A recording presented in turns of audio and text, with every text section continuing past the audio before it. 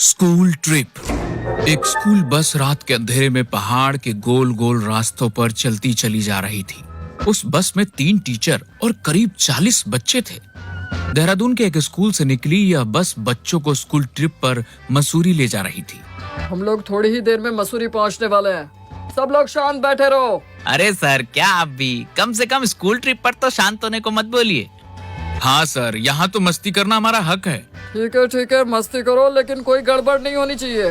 तभी अचानक मानव नाम का एक लड़का चीख पड़ता है। सब हैरानी से उसकी तरफ देखते हैं तो वो सहमा हुआ बाहर देख रहा होता है। क्या हुआ मानव? वो क्या वो चुड़ैल।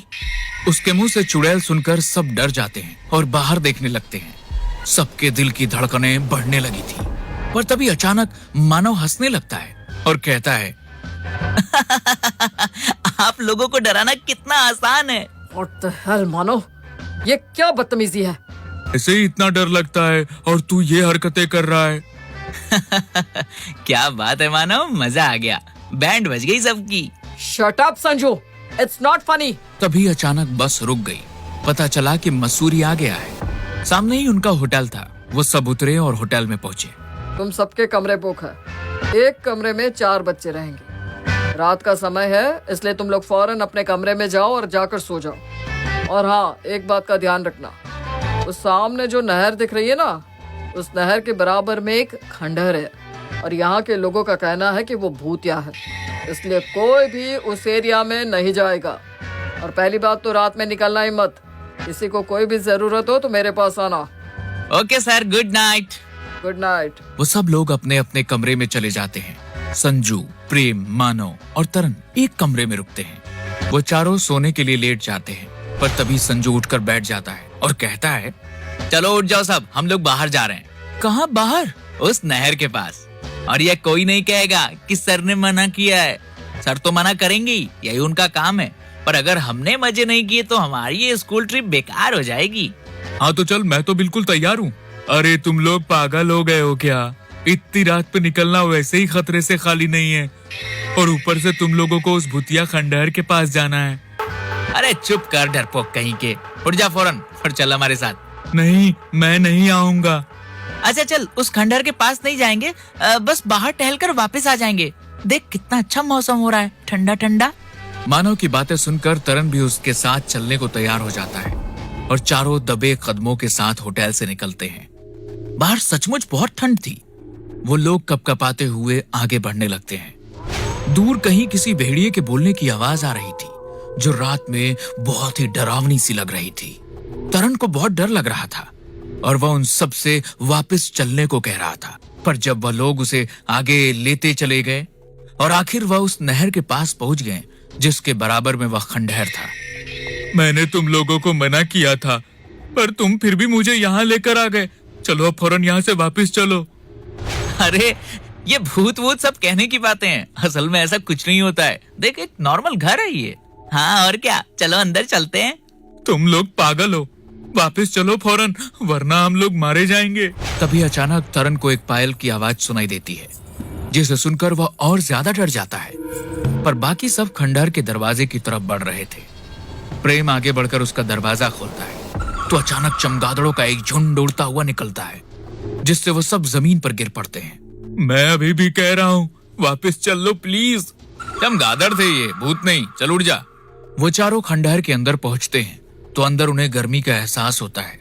उन्हें बड़ा अजीब लगता है, लेकिन वो आगे बढ़ते जाते हैं। एक बार फिर से पायल की आवाज आती है और इस बार आवाज सबको सुनाई देती है। सुना, फिर से ये पायल की आवाज आ रही है। हाँ लग तो रही है, पर हो सकता है कोई बिल्ली होगी जिसके गले में घंटी बंधी होगी। प्रेम का इतना कहना था कि अचानक उस खंडहर के अंदर बहुत तेज आंधी चलने लगी। उस आंधी के चक्कर में चारों लोग बिछड़ जाते हैं और अलग अलग कमरों में पहुंच जाते हैं। उन चारों कमरों में एक एक मोमबत्ती जल रही थी जिससे कमरे में हल्की रोशनी हो रही थी। प्रेम, संजू, मानव, कहाँ हो तुम लोग? मैं किसी कमरे में हूँ, पर इस कमरे से बाहर आने का रास्ता नहीं दिख रहा है। हाँ, मैं भी ऐसे ही एक कमरे में हूँ। तरन, मानव और संजू को तो एक दूसरे को आवाज देते हैं, लेकिन प्रेम की कोई आवाज नहीं आती। वो तीनों मिलकर प्रेम को आवाज लगाते हैं, पर प्रेम का कुछ अता पता नहीं चलता। प्रेम इसलिए नहीं बोल पा रहा था क्योंकि जिस कमरे में वो था वहां उसके सामने चुड़ैल खड़ी हुई थी। चुड़ैल दिखने में इतनी खतरनाक थी कि उसे देखकर प्रेम की आवाज ही बंद हो चुकी थी। उस चुड़ैल के बाल जमीन को छू रहे थे। उसकी आंखें बिल्कुल काली थी जिनसे खून निकल रहा था और उसके हाथों के नाखून लगातार बड़े होते जा रहे थे। चुड़ैल, मुझे छोड़ दो। चुड़ैल बिना कुछ बोले उसकी तरफ बढ़ने लगती है। डर के मारे वो कमरे के बाहर भागने की कोशिश करता है, लेकिन बाहर जाने के लिए उसे कोई दरवाजा नजर नहीं आता। वो बुरी तरह से दीवारों पर हाथ मारता है कि शायद कहीं पर कोई दरवाजा मिल जाए, पर बचने की कहीं कोई उम्मीद नहीं थी। वो चुड़ैल उसके करीब आती जा रही थी और आखिरकार वो उसे मार देती है। प्रेम, प्रेम, कहाँ है तू? मोमबत्ती को दीवार के पास लेकर आओ, दरवाजा मिल जाएगा और बाहर आ जाओ। वो तीनों मोमबत्ती को दीवार के पास लाते हैं तो उन्हें दरवाजा मिल जाता है। तीनों बाहर आते हैं और उन्हें अपनी आंखों पर यकीन नहीं होता क्योंकि उनके सामने प्रेम की लाश पड़ी हुई थी।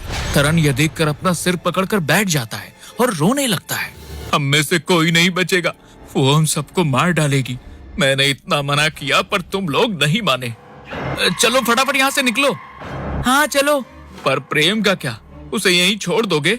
वो मर चुका है, चलो यहाँ से। वो लोग अभी एक कदम भी नहीं बढ़ पाए थे कि अचानक उनके सामने चुड़ैल प्रकट हो गई। वो अपने चारों हाथों और पैरों पर चल रही थी। उसे देखकर उन सबकी चीख निकल गई। वो फौरन दरवाजे की तरफ भागे, पर वह दरवाजा अपने आप बंद हो गया और वह चुड़ैल किसी जानवर की तरह उनकी तरफ बढ़ने लगी। वो लोग बस दरवाजे को पीट रहे थे और चिल्ला रहे थे। चुड़ैल ने हाथ का इशारा किया और वो तीनों हवा में उड़ने लगे। अब हमारे बचने की कोई उम्मीद नहीं है। मेरे और प्रेम की मौत के जिम्मेदार तुम लोग हो। हमें माफ कर दो तरन। चुड़ैल उन्हें मारने ही वाली थी कि तभी अचानक उस खंडहर का दरवाजा बाहर से खुला और रमेश अंदर आया। रमेश को देखकर उन तीनों की जान में जान आई और वो चिल्लाने लगे, सर हमें बचा लीजिए, हमें माफ कर दीजिए सर, हमने आपकी बात नहीं मानी, प्लीज हमें बचा लीजिए। सर मैंने इन लोगों को बहुत मना किया था पर ये लोग मुझे जबरदस्ती यहाँ लेकर आ गए, प्लीज हमें बचा लीजिए। वो तीनों रमेश से उन्हें बचाने की गुहार लगा रहे थे, पर रमेश जैसे उनकी कोई बात ही नहीं सुन रहा था। उसने उन्हें इग्नोर करते हुए चुड़ैल से कहा, ये 4 शिकार मैंने भेजे थे तेरे लिए, अब 4 साल तक मुझसे कोई उम्मीद न रखना। ये आप क्या बोल रहे हैं सर? चुप कर, मुझे बात करने दे। ठीक है। ये क्या चल रहा है? क्या आप हमारी बलि दे रहे हैं? हाँ, मैंने यहाँ आते ही तुम लोगों को खास तौर पर इस जगह के बारे में इसीलिए तो बताया था क्योंकि मुझे इस चुड़ैल को तुम्हारी बलि देनी थी। मुझे पता था तुम लोग मेरे मना करने पर यहाँ जरूर आओगे। पर क्यों? क्योंकि बहुत पहले मुझसे धोखे से इस चुड़ैल का एक बच्चा मर गया था। तब से ये मेरी सजा है कि मुझे इसको हर साल एक बच्चा शिकार के तौर पर ला कर देना होता है।